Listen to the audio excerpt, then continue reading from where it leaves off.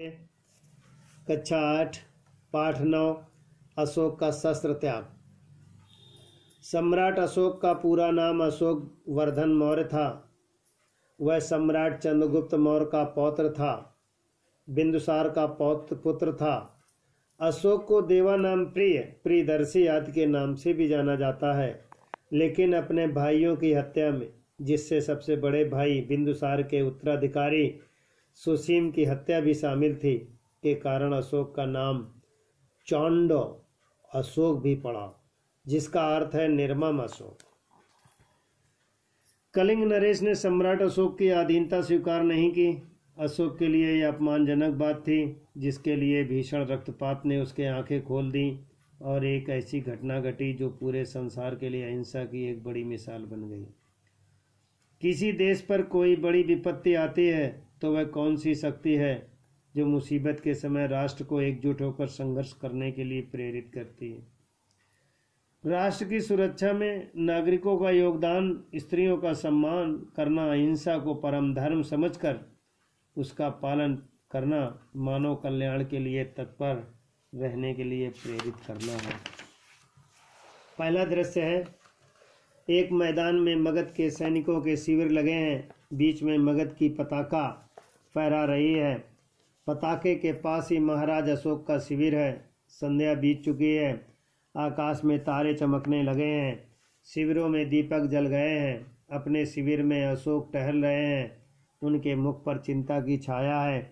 वे कुछ सोचते हुए आसन पर बैठ जाते हैं। अशोक, स्वतः आज 4 साल से युद्ध हो रहा है। कलिंग आज भी जीता नहीं जा सका है। दोनों ओर के लाखों आदमी मारे गए हैं, लाखों घायल हुए हैं, पर हम आज भी असफल हैं। क्या होगा परिणाम? द्वारपाल सिर झुकाकर, राजन, संवाददाता आना चाहता है। अशोक, आने दो। संवाददाता, प्रवेश कर। महाराज अशोक की जय हो। शुभ संवाद, गुप्तचर समाचार लाया है कि कलिंग के महाराज लड़ाई में मारे गए। अशोक प्रसन्नता पूर्वक, मारे गए तो मगध की विजय हुई, कलिंग जीत लिया गया है। संवाददाता चुप रहता है। अशोक, बोलते क्यों नहीं? तुम चुप क्यों हो? संवाददाता धीरे धीरे बोलूं, क्या महाराज, कलिंग दुर्ग के फाटक आज भी बंद हैं, पर फिर किस मुंह से कहूं कि कलिंग जीत लिया गया है? अशोक उत्तेजित होकर, कलिंग के फाटक आज भी बंद हैं। संवाददाता, हाँ महाराज, कलिंग के फाटक आज भी बंद हैं। अशोक उत्तेजित होकर खड़े होते हैं। बंद है तो खुल जाएंगे। जाओ, जाकर सेनापति से कह दो कि कल सेना का संचालन मैं स्वयं करूंगा। कल या तो कलिंग दुर्ग के फाटक खुल जाएंगे या मगध की सेना ही वापस चली जाएगी। जाओ, हाथ से जाने का संकेत करते हैं।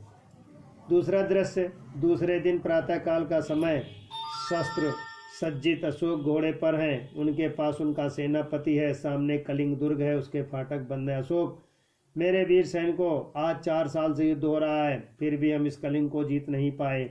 उसके किसी दुर्ग पर मगध की पताका नहीं फहरा रही है। कलिंग के महाराज मारे गए, उनके सेनापति पहले ही कैद हो चुके हैं, फिर भी कलिंग आज समर्पण नहीं कर रहा। आओ, आज हम मातृभूमि की शपथ लेकर प्रण करें कि या तो हम कलिंग के दुर्ग पर अधिकार कर लेंगे या सदा के लिए मृत्यु की गोद में सो जाएंगे। सब सैनिक तलवार खींचकर मगध की जय, महाराज अशोक की जय। सहसा दुर्ग का द्वार, मुख्य द्वार खुल जाता है। सब आश्चर्य में उधर देखने लगते हैं। उनकी तलवारें खिंची की खिंची रह जाती हैं। शस्त्र सज्जित स्त्रियों की विशाल सेना फाटक के बाहर निकलने लगती है। सेना के साथ पुरुष वेश में एक वीरांगना है, जो सैनिकों के वेश में साक्षात चंडी सी दिखाई देती है। यह कलिंग महाराज की पुत्री पद्मा है। स्त्रियों की सेना अशोक की सेना से कुछ दूरी पर रुक जाती है। अशोक के सिपाही मंत्रमुग्ध से देखते रह जाते हैं। अशोक भी चकित रह जाते हैं। पद्मा आगे बढ़कर अपनी सेना से, बहनों, तुम वीर कन्या, वीर भगनी और वीर पत्नी हो। मुझे तुमसे कुछ नहीं कहना। जिस सेना ने तुम्हारे पिता, भाई, पुत्र और पति की हत्या की, वह तुम्हारे सामने खड़ी है। आज उसी से तुम्हें लोहा लेना है। तुम प्रण करो कि जननी जन्मभूमिश को पराधीन होते देखने के पहले तुम सदा के लिए अपनी आंखें बंद कर लोगी। स्त्रियां तलवार निकालकर हम प्रण करती हैं कि जब तक हमारी धमनियों में रक्त की एक बूंद भी होगी, हम अपनी मातृभूमि का अपमान नहीं होने देंगे। सब सावधान होकर खड़ी हो जाती हैं। पहला और दूसरे दृश्य में प्रश्न इस प्रकार बनता है। पहला प्रश्न है, अशोक कलिंग युद्ध कितने साल से लड़ रहा था। दूसरा प्रश्न है, संवाददाता ने क्या सूचना दिया। तीसरा प्रश्न है, उत्तेजित होकर अशोक ने क्या कहा।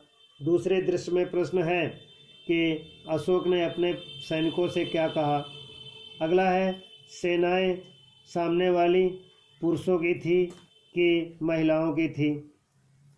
अगला प्रश्न है कि सेना का संचालन कौन कर रहा था, उसने क्या बात याद दिलाई और क्या करने के लिए कहा। बालक प्रश्नोत्तर लिखेंगे।